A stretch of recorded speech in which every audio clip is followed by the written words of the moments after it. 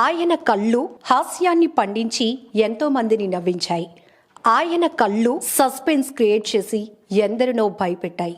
ఆయన కళ్ళు ఎన్నో వేల కళ్ళకు అమ్మోరు తల్లిని చూపించాయి. ఇప్పటికే మీ అందరికీ అర్థమై ఉంటుంది ఆయన ఎవరంటే ప్రముఖ సినీ హాస్య నటులు కల్లు చిదంబరం గారు. ఆయన గురించి మనకు తెలియలేని ఎన్నో విషయాలు ఇప్పుడు తెలియజేసే ప్రయత్నమై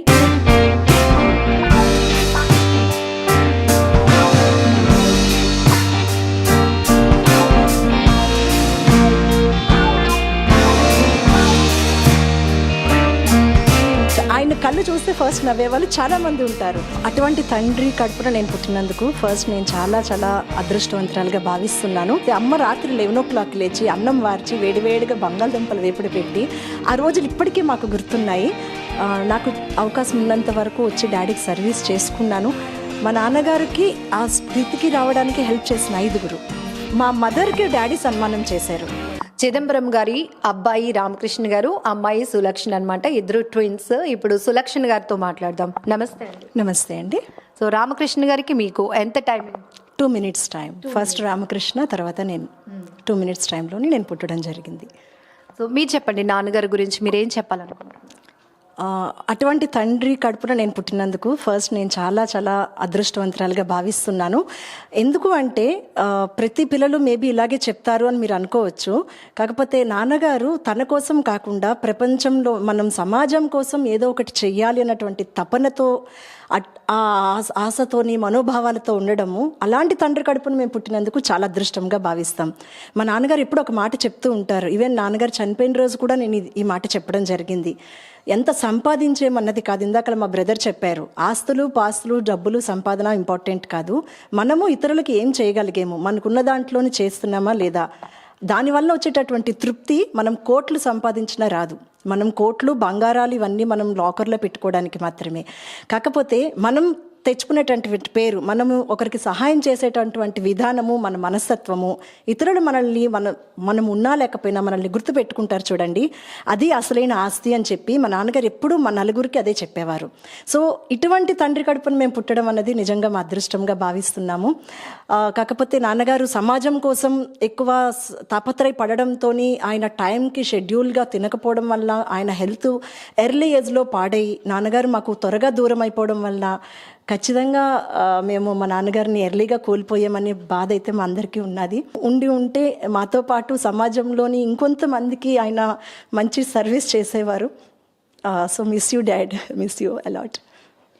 మీ బ్రదర్ చెప్పినట్టు రామకృష్ణ గారు ఒక సినిమాతో ఐ ప్రాబ్లంతో చేసి ఇది అందరికీ నచ్చింది, అందరికీ హాస్యాన్ని పండిస్తుందని ఆయన ట్రీట్మెంట్ తీసుకోకుండా ఆయన బాగు చేసుకోపోవడం అంటే ఇది చాలా అదేను. ఇప్పుడు నేను చెప్పింది ఏంటి అంటే కొంతమంది ఉంటారు ఏంటంటే అవతల వాళ్ళని కొట్టైనా సరే నేను బాగుండాలి, కొంతమంది ఏంటి అంటే అవతల వాళ్ళు బాగుండాలి నేను బాగుండాలి, ఇంకొన్ని కేసెస్లో ఏంటంటే నేను బాగుంటే చాలు వాళ్ళు పోతే నాకేంటి. ఈ రకం కాకుండా మా నాన్నగారు ఏంటంటే నేను బాగోలేకపోయినా నా వల్ల 10 మంది బాగుంటే చాలు, అది ఆర్థికంగానా లేకపోతే మానసికంగానా లేకపోతే స్పిరిచువల్గానా, ఈ రకంగా ఆయన నా వల్ల 10 మంది ఆనందిస్తారు. నేను చేసే కామెడీతోని 10 మందిలోని ఆనందము సంతోషము వస్తుంది. కాబట్టి నేను ఒక్కడినే కన్ను బాగు చేయించుకుంటే నాకు ఒక్కడికే అది స్వార్థం అవుతుంది. నా కంటి వలన అక్కడ ప్రొడ్యూసర్స్ బాగుపడతారు, డైరెక్టర్స్ బాగుపడతారు, ఆ ఫిల్మ్ ఇండస్ట్రీలో చేసేటటువంటి చాలా వ్యక్తికి అది ఒక ఆర్థికంగా వాళ్ళకి ఫైనాన్షియల్గా కూడా బాగుండొచ్చు. సో నేను ఇప్పుడు కన్ను బాగు చేయించుకొని ఉపయోగం ఏంటి? సో ఆ సినిమా సక్సెస్ అయిందనుకో మేబీ నా వల్ల, అందులో చాలామంది ఇండస్ట్రీలో చాలా పేరు వస్తుంది. సో ఈ రకంగా నాన్నగారు స్వార్థం లేకుండా నిస్వార్థంగా ఆయన కళ్ళు చేయించుకోకుండా 10 మందిని ఆనందింపజేయాలి. ఇప్పుడు ఒక వ్యక్తికి సినిమాకి ఎందుకు వెళ్తారు చెప్పండి? మనకి కొంచెం ఆహ్లాదంగా ఉంటుంది, మనం కొంచెం ఎంటర్టైన్మెంట్ ఉంటుంది, ఒక 2 hours రిలాక్సేషన్ ఉంటుంది. సో చిదంబరం గారు స్క్రీన్ మీద కనిపిస్తే చాలా మంది విజువల్స్ వేయడము, చాలా మంది క్లాప్స్ కొట్టడము, ఆయన కళ్ళు చూస్తే ఫస్ట్ నవ్వేవాళ్ళు చాలా మంది ఉంటారు. సో అటువంటి ఆనందాన్ని ఎందుకు మిస్ చేయాలి? ఆ జనాలలోని నా అభిమానులకి నేను ఎందుకు ఆనందాన్ని మిస్ చేయాలి?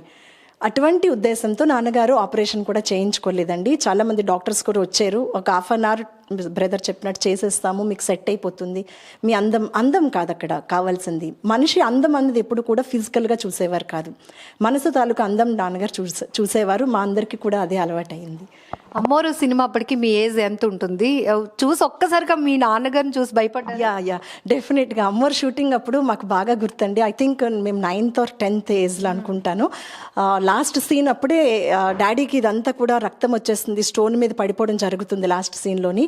ఇదంతా బాగా బ్లడ్ అది వచ్చేసి అసలు డాడీని చూస్తే మా అందరికీ యాక్సిడెంట్ అయ్యిందా, ఎలా పడిపోయారా అని చెప్పి మేము అందరం చాలా కంగారు పడడం జరిగింది. తర్వాత లేదు, ఇది అమ్మోరు సినిమాలో షూటింగ్. ఈ మేకప్ రిమూవ్ చేయకుండా అట్లా సమ్ టైమ్స్ అంటే ఆఫీస్కి టైం అయిపోయినప్పుడు, వైజాగ్లో షూటింగ్స్ జరిగినప్పుడు మేకప్తో వచ్చేసేవారు. అలాగే అమ్మోరు సినిమాలోని బ్లడ్తో వచ్చారు. తర్వాత కళ్ళు మూవీలో కూడా బ్లడ్తో రావడం జరిగింది. ఫస్ట్ మూవీ కాబట్టి మా ఎవరికి ఎక్స్పీరియన్స్ లేదు ఈవెన్ కళ్ళు. అది నిజంగా మేమంటే ఏడ్చేస్తాం లిటరలీ. అంటే డాడీకి నిజంగా బ్లడ్ వచ్చేస్తున్నది, పడిపోయారా, యాక్సిడెంట్ అయిందా, ఆ టైప్లో మేము ఏడవడం జరిగింది. సో అమ్మోరు షూటింగ్ అనేది నిజంగా అది ఒక అన్మెమరబుల్ డే అనే చెప్పుకోవచ్చు. మేము చిన్నపిల్లలమైనా సరే మేబీ మాకు బాగా గుర్తున్నది. సినిమా మన చిత్రాలయలో రిలీజ్ అయింది. అసలు ఎంత ఎంజాయ్ చేసామంటే అదొక పండగ వాతావరణమే. అది నిజంగా అమ్మోరు అంటే మూవీ పేరుకి తగ్గట్టే అట్మాస్ఫియర్ కూడా అలాగే క్రియేట్ అయింది. ఆడవాళ్ళందరికీ కూడా చక్కగా బొట్టు బిళ్ళలు అవి ఇచ్చి చాలా అంటే మేము అదొక టైప్ ఆఫ్ ఎంజాయ్మెంట్ చేసాం అమ్మోరు మూవీ. దట్ డాడీ సీను లాస్ట్లో అంత హైలైట్గా పండి బొట్టు సౌందర్య గారికి నాన్నగారు బొట్టు పెట్టమని గుర్తు చెయ్యకపోతే అసలు ఆ మూవీకి అర్థం లేదు. ఎందుకంటే సౌందర్య బొట్టు పెట్టకపోతే అమ్మవారు రారు, అమ్మవారు రాకపోతే సినిమా లేదు. సో అక్కడ డాడీ అంత మంచి సీన్ ఇవ్వడం అన్నది చాలా చాలా ఆనందంగా ఉంది. ఆ మూవీకి ఆ సీన్ బాగా హైలైట్ అయింది. ఎప్పుడైనా తర్వాత సౌందర్య గారు కానీ పర్సనల్ గా కాల్ చేసి అప్రిషియేట్ చేయడం? డెఫినెట్లీ ఆ మూవీలోని హైలైట్ సీన్ డాడీది. తర్వాత సునియానా గారిని భుజాల మీద నాకైతే కొంచెం లోపల అనిపించేది డాడీ ఎలా మోసారు, కొంచెం టఫ్ కదా అని. But great. సౌందర్య గారు, ఆ పాప, మీ నాన్నగారు, ఈ 3 కాంబినేషన్ డెఫినెట్గా ఆ 3 కాంబినేషన్స్ మూవీకి హైలైట్ అండి. ఆ మూవీ 100 years కాదు, 1000 years కాదు, ఎన్ని సంవత్సరాలైనా సరే అమ్మోరు మూవీ అన్నది కోడి రామకృష్ణ గారి చరిత్రలో ఒక మైలురాయి అని చెప్పుకోవచ్చు. సో కామెడీ సీన్స్కి వస్తే మీకు బాగా ఇష్టమైంది మూవీ? అఫ్ కోర్స్ డాడీ ఏం చేసినా అన్ని నచ్చుతాయి. కామెడీ కాదు, ముందు అమాయకత్వం వస్తుంది ముందు. నాకు ఒట్టేసి చెప్తున్నాలో ఇష్టము బ్రదర్ అన్నట్టు. ఎందుకు అంటే ఆయనకి డబ్బులు కావాలి, బ్యాంకుకి వెళ్తారు, లోన్ డబ్బులు ఎలా వస్తాయి కూడా తెలియకుండా ఒక మంచి స్టైలిష్గా వైట్ డ్రెస్ వేసుకొని వెళ్ళిపోతారు. ఆస్తి తీసుకొని రండి అంటే తాజ్మహల్ నాది, చార్మినార్ నాది అని చెప్పి ఆ పేపర్స్ తీసుకుని వెళ్ళడం జరుగుతుంది. తర్వాత ఆస్తి అంటే నువ్వు కష్టపడి తీసుకొచ్చింది ఏదో అదే నీ ఆస్తి అని చెప్తారు మేనేజర్. సో ఓకే, నా కష్టార్జితం అని చెప్పి ఒక 6 members, 2 భార్యల్ని 4 పిల్లల్ని తీసుకొని వెళ్తారు. ఆ సీన్ అయితే నాకు చాలా బాగా నచ్చింది. రియల్ లైఫ్లో అయితే మీ 4? రియల్ లైఫ్లో మేము 4 బట్ ఇంకొకరు ఉండకూడదు ఆ టైప్లోని. బట్ నాకైతే చాలా ఇష్టం, ఒట్టేసి చెప్తున్నా. మాట్లాడే మేకను కొంటున్నాను అని చెప్పేసి రాజేంద్ర ప్రసాద్ గారు April 1 విడుదలని మాట్లాడే మేక అంత అమాయకత్వం కూడా అంటే ఒక వ్యక్తిలోని ప్రతి సీన్ని కూడా చూపించగలుగుతారు. సో ఒక సినిమాలోని అమ్మోరు సినిమాలోని మనం చూస్తే సీరియస్నెస్ కూడా చూసాము, అదే అమాయకత్వము ఒట్టేసి చెప్తున్నలా చూసాము. ఈ మేకప్ విషయంలో April 1 విడుదల దాంట్లోని ఆయనకి ఏమీ తెలీదు, అంటే ఒక పల్లెటూరు వాడిని ఎంత ఈజీగా మోసపోవచ్చు, ఈ రకంగా ఆ సినిమాలో చూడడం జరుగుతుంది. అది కూడా చాలా బాగుంటుంది. April 1 విడుదల. చాలా మంచి పెద్ద పెద్ద హీరోస్తో కూడా ఆయన మూవీస్లో యాక్ట్ చేయడం జరిగింది. పర్సనల్ లైఫ్లో మీకు పిల్లలు, ఆడపిల్లలుగా మీకు కానీ ఏం చెప్పేవారు? సినిమాలో చూసినట్టే అంతే ఫన్నీగా సరదాగా ఉండేవారా, లేకపోతే స్ట్రిక్ట్గా అలా ఉండేవారా? స్ట్రిక్ట్గా ఉండేవారు. స్ట్రిక్ట్గా ఉండేవారని అప్పుడు మేము ఫీల్ అయ్యేవాళ్ళమి. బట్ ఈ రోజు యాజ్ ఎ పేరెంట్గా మా పిల్లల దగ్గర మేము స్ట్రిక్ట్గా ఉంటున్నప్పుడు మూవీలో మీరు బాగా ఎంజాయ్ చేసి ఉంటారు. కొత్తగా డాడీని కొత్తగా డెఫినెట్గా డాడీ కొత్తగానే కనిపించేవారు. మాకు సమ్ టైమ్స్ అనిపించేది అయ్యో ఇంట్లో కూడా ఇలాగా ఫన్గా ఉంటే బాగుండేది అని అనిపించేది. బట్ ఇప్పుడు మా పిల్లల దగ్గరికి వచ్చేసరికి మేము ఎలాగైతే బిహేవ్ చేస్తున్నామో ఓకే డాడీ అమ్మ చేసింది కరెక్ట్ అని చెప్పి, బట్ కొంచెం డాడీ అయితే స్ట్రిక్ట్గానే ఉండేవారు. ఈవెన్ మేము కొన్నాళ్ళు భయపడే వాళ్ళం. ఆఫ్టర్ మ్యారేజ్ డాడీతో చాలా ఫ్రీగా మూవ్ అవ్వడం జరుగుతున్నది. సో ఇంకా ఆడపిల్లల విషయంకి వచ్చేసరికి ఏంటంటే డాడీకి వ్యత్యాసం లేదు, అబ్బాయిలు అమ్మాయిలు అన్న వ్యత్యాసం లేదు. కాకపోతే రూల్స్ అండ్ రెగ్యులేషన్స్, రిస్ట్రిక్షన్స్ అన్నది మాకు మన సంప్రదాయం ప్రకారం ఉండాలి. మడి తడి ఆచారం అనేది నాన్నగారికి చాలా ఎక్కువగా ఉండేది. మేము కూడా నాన్నగారు ఏం చెప్తే అది వినేవాళ్ళమి, అపోజిట్గా మేమేం మాట్లాడేవాళ్ళం కాదు. ఎందుకంటే మనము యాజ్ ఏ పిల్లలుగా తల్లిదండ్రులకి మంచి పేరు తీసుకురావాలి. మనం ఇచ్చే ఎసెట్ అది, తల్లిదండ్రులు మనకిచ్చే ఎసెట్ మనల్ని మంచిగా పెంచేమో అన్న ఫీల్ వాళ్ళకు ఉన్నట్టే మేము తల్లిదండ్రుల మాట విన్నాము అన్న మంచి పేరు వాళ్ళకి తీసుకొని రావాలి. కాబట్టి డెఫినెట్గా డాడీ అమ్మ ఏం చెప్తే అది వినేవాళ్ళమి. ఒకవైపు జాబ్, మరోవైపు మూవీస్, ఇంకోవైపు ఆర్టిస్టుల కోసం ఏదో సర్వీస్ చేయాలని తపన. సో అమ్మ సపోర్ట్ డాడీకి ఎలా ఉండేది? 100%. అమ్మ సపోర్ట్ లేకపోతే ఐ థింక్ డాడీ ఒక ఇండస్ట్రీకి వెళ్ళేవారు కాదు అని నేను చెప్తా. డాడీ పరంగా డాడీది యాక్టింగ్ మేబీ అయి ఉండొచ్చు, కాకపోతే ఇంట్లోని నాటకాలు వేసిన సమయంలోని నాన్నగారు 11:30-12 గంటలకి, ఇందాక మా బ్రదర్ చెప్పినట్టు సత్యానంద్ గారు అలా 2-3 మిత్రులు ఉండేవారు. వాళ్ళందరూ కూడా నాటకాలు వేసి ఇంటికి 11 o'clock తీసుకొచ్చి, అమ్మ పేరు శ్రీదేవి, నేను ఇంటికి భోజనానికి తీసుకొస్తున్నాను అని చెప్పి, అప్పట్లో ఫోన్స్ కూడా లేవు, చెప్పకుండానే ఇంటికి తీసుకొస్తే అమ్మ రాత్రి 11 o'clock లేచి అన్నం వార్చి వేడివేడిగా బంగాళదుంపలు వేపుడు పెట్టి, ఆ రోజులు ఇప్పటికీ మాకు గుర్తున్నాయి. అంత కష్టపడి ఒక్క మాట కూడా ఎందుకు ఈ టైంకి తీసుకొచ్చేవారని అమ్మ అనేవారు కాదు. అంత సపోర్ట్ చేసేవారు అమ్మకి, ఆ డాడీకి అమ్మ. సో నాన్నగారు అప్పుడు మేము అనుకునే వాళ్ళం, ఎందుకు ఇలా తీసుకొచ్చారు, అమ్మకి ఇబ్బంది కదా అలా అనుకునే వాళ్ళమి. కానీ ఆ రోజు అమ్మ అలా చేయడం వల్ల మా నాన్నగారు 60 years ఫంక్షన్ సెలబ్రేషన్ చేశారండి. ఆ రోజు మాకు అర్థమైంది మా నాన్నగారు మా అమ్మగారిని ఎంత ప్రేమిస్తున్నారు అని. సో డెఫినెట్గా అమ్మ సపోర్ట్ 100% ఉంది. దానికి మా నాన్నగారు ఈ రోజుకి కూడా నాన్నగారి పేరు చరిత్రలో నిలిచింది అంటే అమ్మ పేరు వెనకాతలో ఉన్నట్టే మేమైతే అలాగే భావిస్తున్నాము. అప్పట్లో సినిమా ఇండస్ట్రీకి వెళ్ళడం అంటే ఎంతో గొప్ప. మీ నాన్నగారు కదా, మీ నాన్నగారు అని అలా మీకు స్కూల్ డేస్లో మీరు ఉన్నారు కాబట్టి అప్పుడు ఎలా ఉండేది మీ ప్రౌడ్నెస్? చాలా ప్రౌడ్గా ఉండేది. అంటే ఒక సినిమా యాక్టర్ డాటర్ కదా మీరు అని చెప్పేసి, ఈవెన్ అక్కడ ఆస్తి సంపాదించామన్నది కాదండి. మేము ఇలాగే వెళ్తున్నప్పుడు మీ ఫాదర్ సినిమా యాక్టర్ అంట కదా అన్నప్పుడు నిజంగా మాకు చాలా గర్వంగా ఉండేది. ఎందుకంటే మీ నాన్నగారు ఏదో సర్వీస్ చేస్తున్నారంట కదా, ఇలాంటివన్నీ చెప్తున్నప్పుడు ఏంటంటే కరెక్టే కదా డాడీ చేసింది. మేము అప్పుడప్పుడు ఫీల్ అయ్యేవాళ్ళం, ఆయన హెల్త్ చూసుకోకుండా బయట వాళ్ళ కోసం ఎందుకు ఇంత తాపత్రయపడుతున్నారు అంటే. అక్కడ మా ఫీల్ ఏంటంటే మాకెక్కడ డాడీ దూరం అవుతారా అన్న ఫీల్తో మేము ఉండేవాళ్ళమి. బట్ ఎప్పుడైతే అట్నుంచి పబ్లిక్ నుంచి పాజిటివ్ రెస్పాన్స్ వచ్చిందో, కరెక్టే, ఇంట్లో అయితే మేము 3 members 4 members హ్యాపీగా ఫీల్ అవుతాం. బట్ బయటన అంటే 100 మంది డాడీకి సపోర్ట్ చేస్తున్నారు కాబట్టి డాడీ చేసింది కరెక్ట్ అని చెప్పి మేము చాలా హ్యాపీగా ఫీల్ అయ్యేవాళ్ళమి. సో ఇంతమందిని నవ్వించిన ఆయన చివరి మూమెంట్లో ఆరోగ్య సమస్యతో బాధపడు. కరెక్ట్ అండి. అది ఈ విషయం అయితే మేము నిజంగా ఎప్పటికీ కూడా మా నాన్నగారు మా కళ్ళలోని మా హృదయంలోని ఉంటారు. మేము చాలా మిస్ అవుతున్నాము. ఎందుకంటే నేను బెంగళూరులో ఉన్నాను, హైదరాబాద్లో ఉన్న. డాడీ హాస్పిటలైజ్డ్ వచ్చినప్పుడల్లా సరే నేను వచ్చి నాకు అవకాశం ఉన్నంత వరకు వచ్చి డాడీకి సర్వీస్ చేసుకున్నాను. హాస్పిటల్లో ఉన్నంతసేపు కూడా డాడీకి నేనే ఫీడ్ చేసేదాన్ని. అదైతే చాలా విచారకరమైన రోజులని చెప్పుకోవచ్చు. బట్ భగవంతుడికి మంచి వాళ్ళని త్వరగా తీసుకువెళ్ళిపోతాడు అన్న నానుడి ఉంది కదా, సో అందుకే డాడీని త్వరగా తీసుకువెళ్ళడం జరిగింది.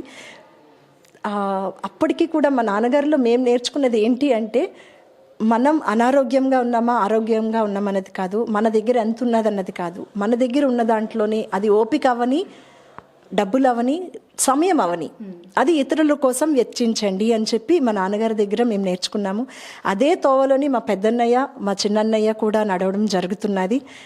ఇటువంటి తండ్రి కడుపున పుట్టారని మీరు అడిగారు కదా, ఫస్ట్ మూవీకి మన ది గ్రేట్ లెజెండ్ ఎన్టీఆర్ గారి చేతుల మీద నాన్నగారు నంది అవార్డు పుచ్చుకున్నారు. First movie, first 100 days success ఇది. ఇంతకన్నా నాకు ఇంకా చెప్పడానికి మాటలు లేవు. ఇలాంటి మంచి మూవీలోని డాడీ ఫస్ట్ నంది అవార్డు తీసుకున్నారు. అది కూడా సినిమాల మీద ఇంట్రెస్ట్ కానీ అవగాహన కానీ ఏమాత్రం లేని వ్యక్తి ఫస్ట్ మూవీకి 100 days ఫంక్షన్లో నంది అవార్డు పుచ్చుకున్నారు అంటే ఇంతకన్నా లెజెండరీ ఇంకా I'm so happy for this. 60 years డాడీకి షష్టి పూర్తి చేయాలి. బట్ మా ఇంట్లో షష్టి పూర్తి అచ్చిరాదు అని చెప్పేసి డాడీ వద్దు అని చెప్పారు, మనకి అలా వద్దు అని. బట్ మా నలుగురికి ఏంటి అంటే, మేము మీరు మాకు జన్మనిచ్చారు, సో మేము దాని కృతజ్ఞతగా రుణం తీర్చుకోవాలి ఖచ్చితంగా అని మేము ప్లాన్ చేసాము. ప్లాన్ చేసినప్పుడు డాడీ ఓకే అని చెప్పి యాక్సెప్ట్ చేయడం జరిగింది. మా ప్లాన్ ఈ విధంగా ఉంటే మా నాన్నగారు ప్లాన్ నిజంగా మాకు తెలియలేదు, ఎందుకు ఓకే చెప్పారు అన్నది. మాకు సర్ప్రైజ్ చేశారు. ఏంటి అంటే స్టేజ్ మీద 60 సంవత్సరాల పుట్టినరోజు రోజు మా మదర్కి డాడీ సన్మానం చేశారు. మేము అసలు అది నిజంగా అసలు కళ్ళ కూడా ఊహించలేదు ఈ విధంగా జరుగుతుంది అని. ఆ రోజు మా అమ్మగారి కళ్ళల్లో చూసిన ఆనందము నిజంగా మాకైతే ఇప్పటికీ అవి మెమోరీస్గా ఉండిపోయాయి. అవి టిల్ మేము ఉన్నంత వరకు కూడా ఆనందం ఉంటుంది. ఎందుకు అంటే ప్రతి భర్త, అది ఏ భర్త అయినా సరే, భార్య చేసిన కష్టాన్ని గుర్తిస్తే ఆ భార్యకి అది ఆనందం ఉంటుంది. అది ఇంట్లో చిన్న పని నుంచి బయటను చేస్తున్న పెద్ద పనుల వరకు కూడా జరిగి ఉండొచ్చు. కాకపోతే అందరూ ఎవరెవరో పొగుడుతారు, అది ఆనందం అనిపించదు. బట్ ఒక భర్త భార్యని పొగిడితే ఆనందానికి అవధులు ఉండవండి. అందులోని ఆర్టిస్టులు వచ్చారు. అది మనకి డాడీకి ఒక 5 మిత్రులు ఉండేవారండి. వీరభద్రరావు గారు, సత్యానంద్ గారు, అలాగా అమ్మ, ఇంకొక 2 అంకుల్స్కి కూడా మా నాన్నగారికి ఆ స్థితికి రావడానికి హెల్ప్ చేసిన 5. వాళ్ళ 5 కూడా డాడీ అక్కడ స్టేజ్ మీద సన్మానం చేయడం జరిగింది. నాన్నగారికి కళలన్నా కళాకారులన్నా చాలా ఇష్టమని మా బ్రదర్ చెప్పాడు. అందులోని ఫస్ట్ నుంచి కూడా ఏ కళాకారులను అయితే ఇష్టపడుతున్నారో తప్పిడిగుళ్ళు, కోలాటము, ఇవన్నీ కూడా ఒక 3 hours ప్రోగ్రామ్ కింద అరేంజ్ చేసామండి మేమందరం కలిపి. ఆ సర్ప్రైజ్ మేము మా నాన్నగారికి ఇస్తే మా నాన్నగారు అమ్మ కోసం సన్మానం చేసి సర్ప్రైజ్ ఇచ్చారు. నిజంగా చాలా చాలా మెమొరబుల్ డే మాకు. సో ఈ ఫ్రేమ్ అయితే మా నలుగురికి కూడా చాలా ఇష్టమైన ఫ్రేమ్.